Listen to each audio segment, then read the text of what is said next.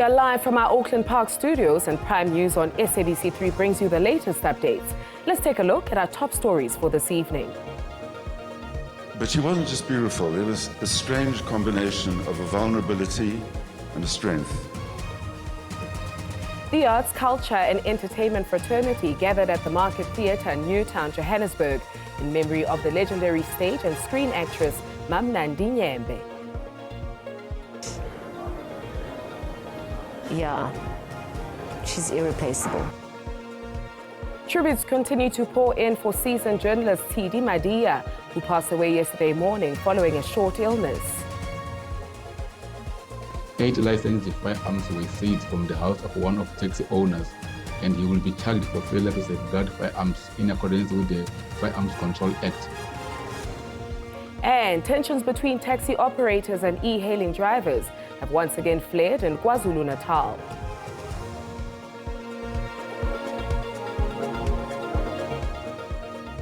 From the corridors of power to the streets of protest, our top stories take you to the heart of the action. Good evening to you and welcome to Prime News on SABC 3. My name is Beki Mutumomolete.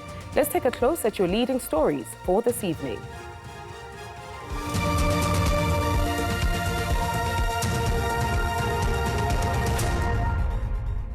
First up, the arts and culture and entertainment fraternity gathered at the Market Theatre in Newtown, Johannesburg for a memorial service of the legendary stage and screen actress Nandi Nyembe. With a career spanning more than 5 decades, Nandi, as she was affectionately known, passed away on Saturday in hospital following an illness. Fellow artists, filmmakers, relatives and other dignitaries described her as a teacher, a healer, a legend and a true cultural icon. An indelible mark not only to a lot of the individual actors, young and old, within the industry and the fraternity, but a huge impact on the industry itself. Albeit that the industry could not sustain looking after such a huge, momentous talent, a colossal talent such as hers. Nonetheless, there are individuals, there are pockets of appreciation. The first time I saw her was actually on the stage in one of the small theatres here. And she was in Ina Mhlope's play, Have You Seen Zandile? Well, first of all, she was so beautiful on stage. She wore this big hat in the, sort of like a sun hat in the play.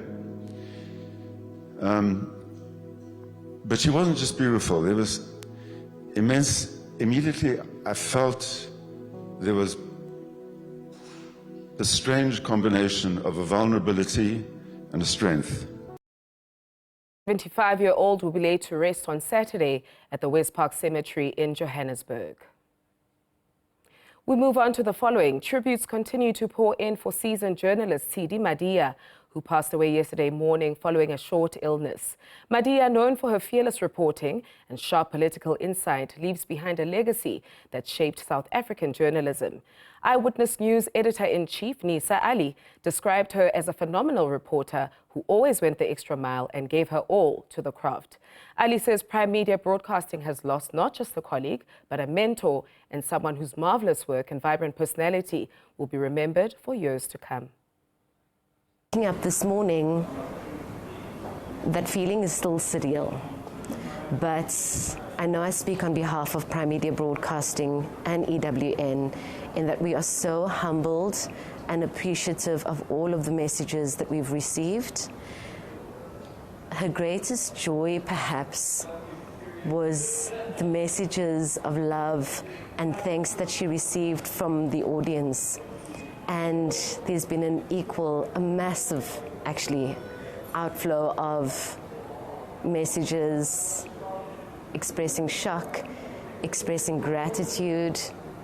At one point after the US trip, somebody had mentioned she was South Africa's first girl. And yeah, she's irreplaceable. Authorities in KwaZulu-Natal say they will facilitate an intervention between the E-Hailing Council and KwaDabeka Taxi Association. This after an e-hailing driver was allegedly assaulted and another shot at allegedly by taxi owners at KwaDabeka, west of Durban. Following the incident, a police operation led to 15 taxi operators being taken in for questioning on Wednesday. Tensions between taxi operators and e-hailing drivers have once again flared up in KwaZulu-Natal. On Wednesday, 2 e-hailing drivers were allegedly assaulted and one of the vehicles shot at, allegedly by taxi owners at KwaDabeka.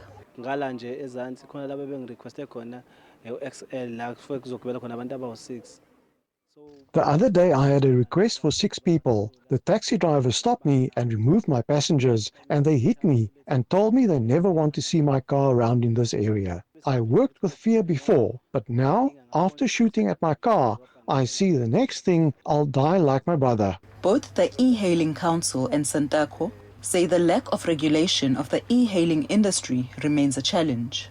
Transport authorities, however, say e-hailing drivers with permits can operate while the regulations are being finalized. We are awaiting, the implementation of the regulations, which will be championed by the National Department of Transport. Police have confirmed that 15 people were taken in for questioning on Thursday. 8 licensed firearms were seized from the house of one of taxi owners, and he will be charged for failure to safeguard firearms in accordance with the Firearms Control Act. 4 more firearms were also removed from their owners, and all 12 firearms will be taken for ballistic analysis. Authorities say they will convene a meeting between the taxi industry and e-hailing services with the aim of finding a solution to the impasse. I'm Nandlani Pomakwaza for SABC News in Durban. Ford Motor Company of Southern Africa has confirmed that adjustments to its manufacturing operations could lead to 470 job losses. The cuts would affect workers at both the Struandale engine plant in Gqeberha and the Silverton assembly plant in Pretoria. The company said the changes are part of their ongoing efforts to optimize production and respond to evolving market demands. Ford says it is committed to supporting those affected and will be offering voluntary separation options. The company also confirmed that it is currently in consultation with representative unions regarding the proposed changes. The company exports a small number of its popular Ford ranges to the U.S. market. According to figures from the National Association of Automobile Manufacturers of South Africa, or NAMSA, local vehicle exports to the U.S. have dropped by a staggering 80% in the first half of this year. With that said, it's time for a short break. More news for you after this.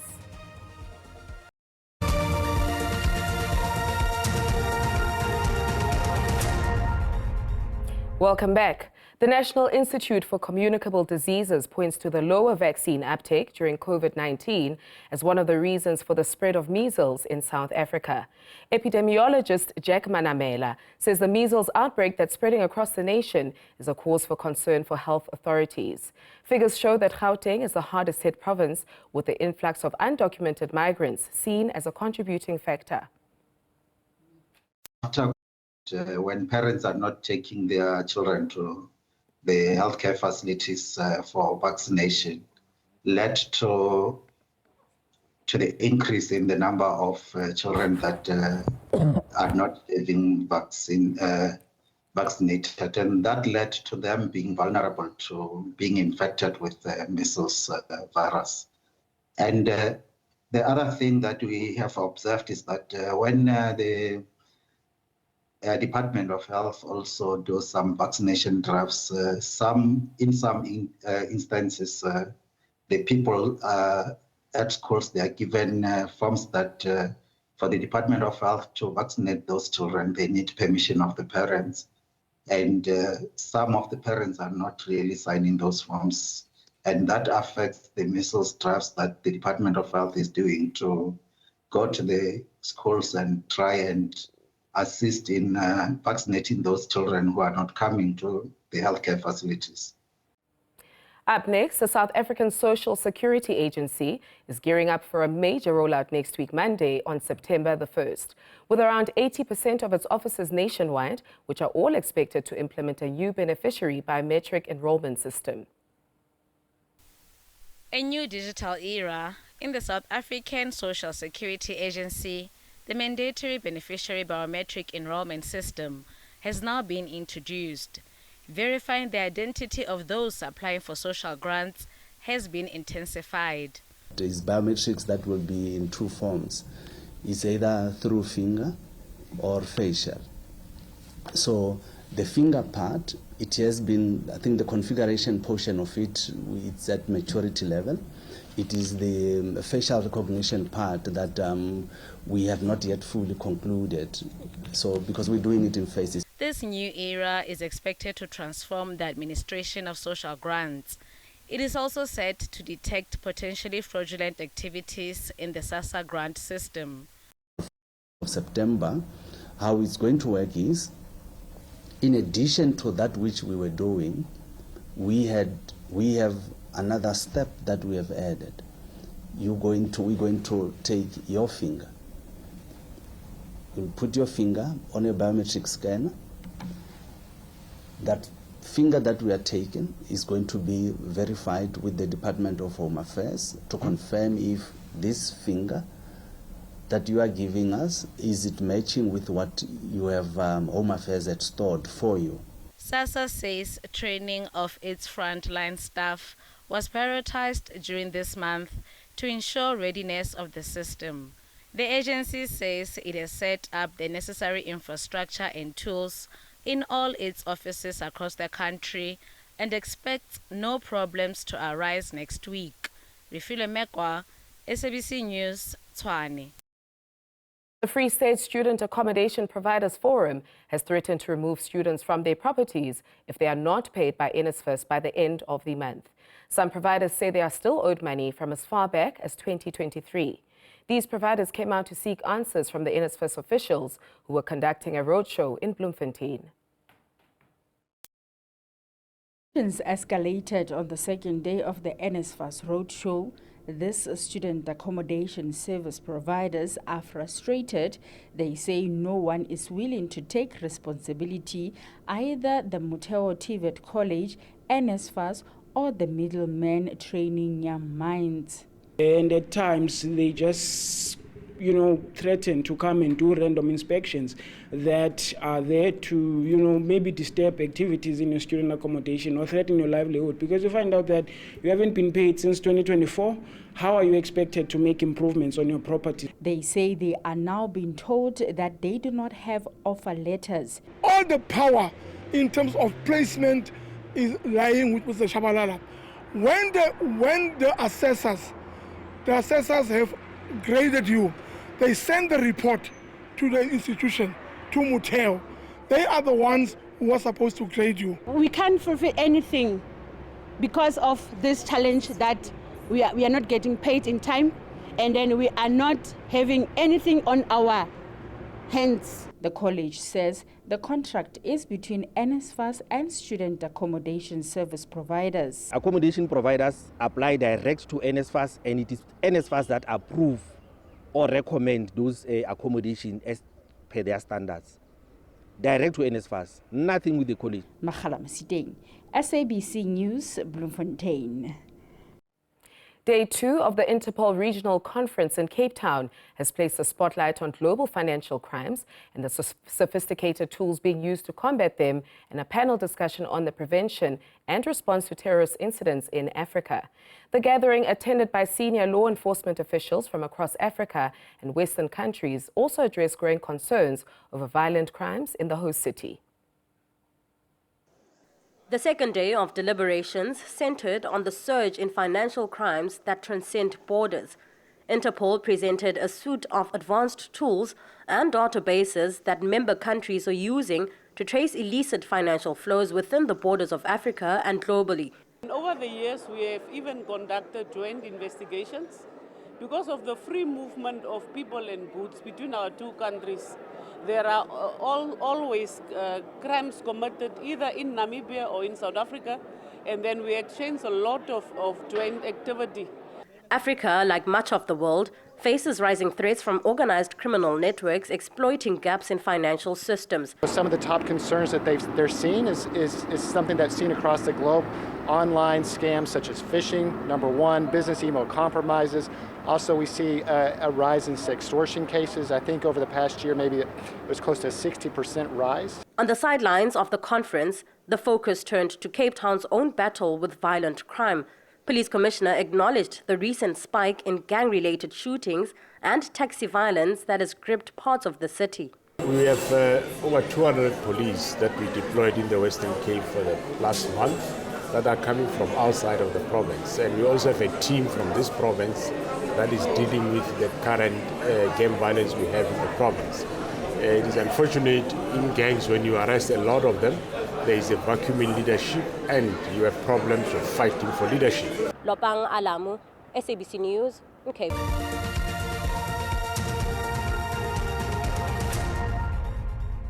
Thank you for staying with us. International Relations and Cooperation Minister Ronald Lamola says South Africa will continue to advocate for peace on the global stage. He also expressed concern over a number of conflicts happening on the continent, as well as the hindrance of economic development following the U.S. imposition of tariffs around the world.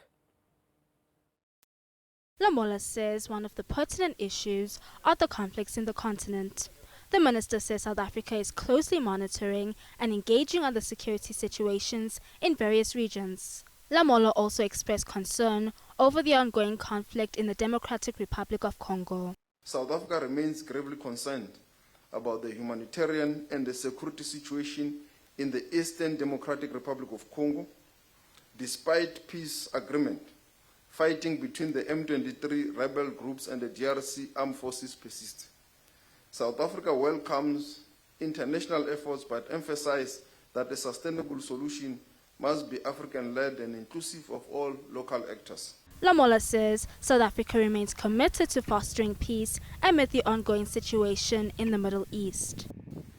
As the South African government, we call for the Israel government to accept the current ceasefire on the table that has been negotiated by all the relevant stakeholders.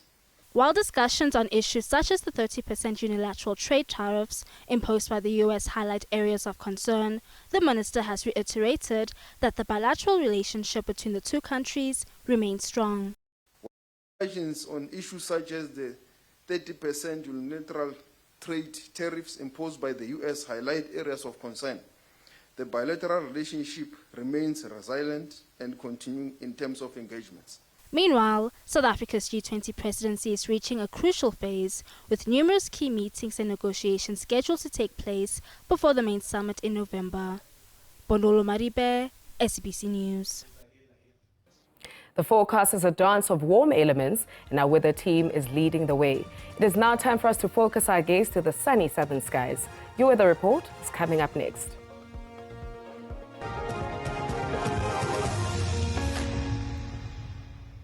Thank you very much and a very warm welcome to the Weather Desk. Time for us to look at those conditions over the country. Let's start looking at what's happening tonight. We do have a trough that's causing a little bit of rainfall as we move towards that interior of the Northern Cape. We are expecting scattered showers and thunder showers over Upington and surrounding areas, and also isolated as we move towards that interior of Free State, parts of the northwest, and also moving towards that interior of the Eastern Cape for tonight. It's going to be a clear night as we move into Gauteng, Limpopo, and also Mpumalanga. For tomorrow, we still a bit of clearing with only isolated showers and thunder showers expected over that interior of the Northern Cape, stretching into Free State and the Eastern Cape. And we're also expecting some morning fog patches over KwaZulu-Natal, the southern parts of the Eastern Cape, moving towards the Western Cape, all the way into Ferndale, Springbok, and Alexander Bay. Over those areas, there is, remember, with those morning fog patches, it means that visibility will be reduced. So please, let's be careful, especially those who will be on the road. For the rest of the countries, move towards Gauteng and Limpopo and Mpumalanga for tomorrow. It is going to be a clear day.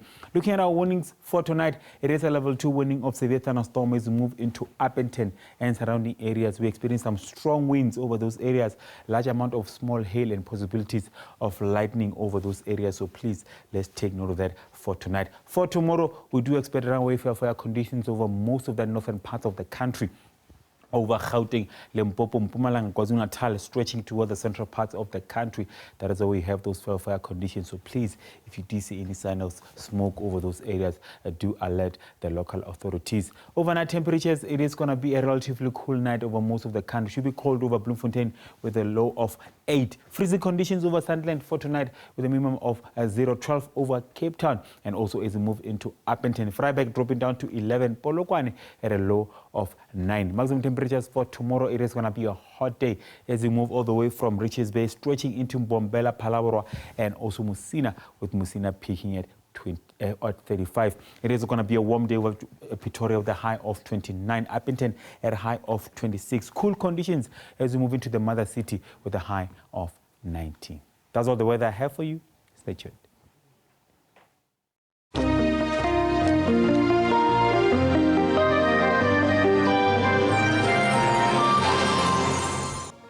As the news desk comes to a close for tonight, we thank you for trusting us to bring you the stories that define our world. Prime News on 3 is back with you again tomorrow evening with the very latest updates. Until then, from myself and the team, stay solid and ahead of the curve. Good night.